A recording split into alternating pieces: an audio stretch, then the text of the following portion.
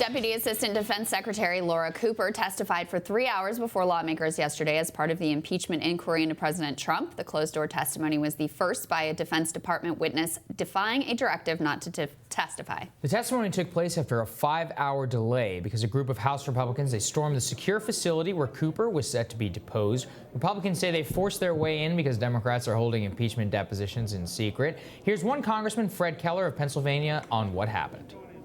Well, when we came into the room, evidently they must be talking about stuff they don't want us all to know because Chairman Schiff did not give his opening statement. He was getting prepared to do that. And then he left the room. And currently when I left, because I have another meeting, still a lot of other members there. There's no activity as far as the hearing. So evidently they must not want all of Congress to know what's going on in that room. And I think that's a huge injustice to the American people. Congressman Keller joins us now from Capitol Hill to give us a little bit more details. Congressman, thank you so much for joining us. We really appreciate it. Oh, I'm glad to be here. Thanks. Absolutely. So, Congressman, tell us a little bit about why you decided to join the storming of the SCIF yesterday and what you learned while you were in there. Okay, the first thing is I don't think storming is the proper word. I mean, everything that we did was very orderly, and as elected members of Congress, 3/4 of the, or 75%, however you want to put it, of members of Congress have been denied access to the proceedings that are happening behind closed doors with selective people.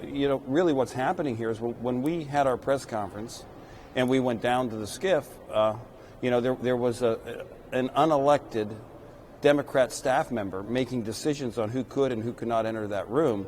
And, I'm a member of the Oversight Committee, and, they weren't going to let me into the room. Things were not disorderly. We just showed up and said, let us in. Let us shine some light on what's happening. They're going to be expecting Congress to make votes on a report that Chairman Schiff and the Democrat staffers are putting together while they're putting out selected leaks. We can't have members of Congress asking questions, yet we have unelected staff members from the Democrat staff asking questions of these witnesses. This process is certainly not fair to anybody, most of all the American people. Now, Congressman, to be clear, it's not like Republicans were completely disinvited from this hearing. It was just not all Republicans were allowed to be in the room. A lot was made over the fact that many of you and your colleagues brought your cell phones into the SCIF in violation of security procedures. One even recorded a phone call that they tweeted out, which seemed incredibly problematic. Do you think that was an issue or a problem? Do you think there should be some sort of censure for that? Well, I guess what I'm going to say with this is, I didn't see anybody making recordings with phones. Okay, I was down there in the room. I did not see anybody making recordings with phones. Congressman Mooney tweeted out audio recording he made in the room. Okay. Well, here's the whole thing I'm going to say about that. If we want to talk about censure and things that are happening, let's talk about due process and make sure that when we're talking about undoing the vote of the American people in the 2016 election, because this is really what it's about. If this were a legitimate hearing to bring out evidence, what would happen is we would be doing it in the openness of light and making sure that all the elected members of Congress could have access to viewing this. And most of all, the American people and the press would be allowed in the room. I mean, this has only been done 3 times in American history. Andrew Johnson, which we didn't have any TV cameras, but there was a full vote of the House. Then you go to President Nixon, Republican president, Democrat Congress in the majority. They set forth, there was a vote, they set forth rules. The rules were followed. And then you go to President Clinton, Democrat president, Republican majority in Congress. The same rules were applied. But all of a sudden, now we have a chairman running this investigation who, for 2 years, said he had evidence beyond a reasonable doubt that the president colluded in the 2016 election with the Russians. He never produced that information.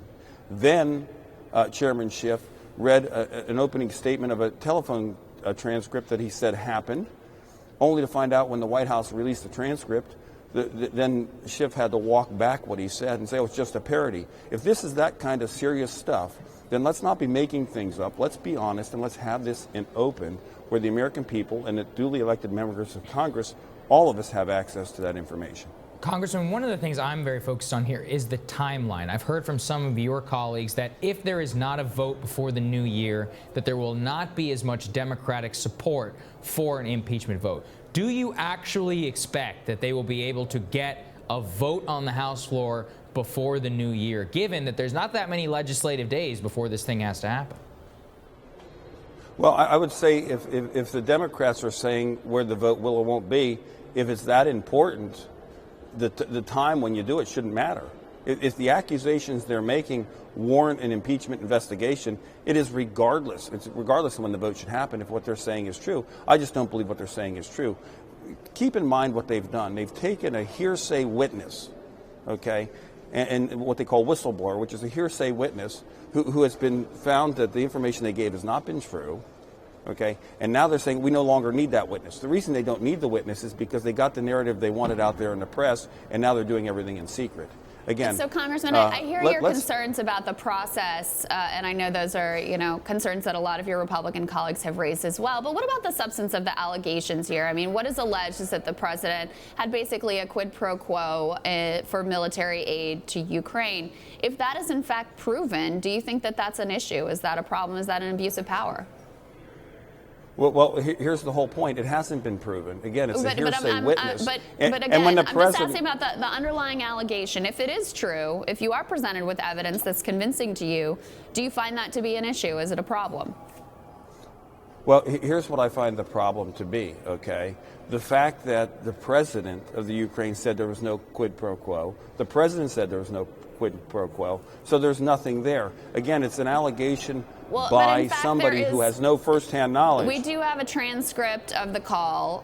It doesn't look great. We do have the ambassador of Ukraine saying there was, in fact, this exchange. There was an understanding that the aid was tied to this investigation. The investigation is continuing. The impeachment inquiry is continuing. If there is evidence that's presented, do you fundamentally find that to be a problem, or do you think that's an okay use of the office? Well, here again, I'm going to say this again. You had mentioned some things that have not been found to be true at all because they've been all based on hearsay. And that's absolutely the predicate of my question is it's not been proven. The question, though, is if it was proven, do you think it's a problem? That's the question. Again, I'm not going to speculate on what's proven and what's not proven, okay? Let's look at the facts and let's not speculate. Let's get first to the issue of what really happened. Are you troubled at all? But here, you're not listening. Are you troubled at all by the allegations, or do you think that it's fine? If that is proven, I'm not saying that it's been proven. Are you troubled by the allegations or not?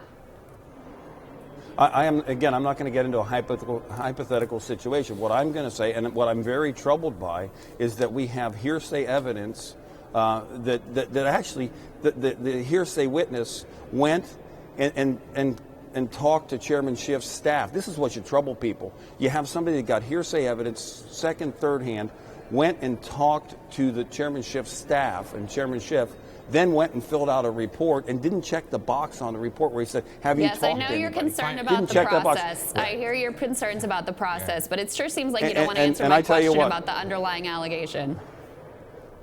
Well, the question I think that the American people deserve is why this is all being done in secret.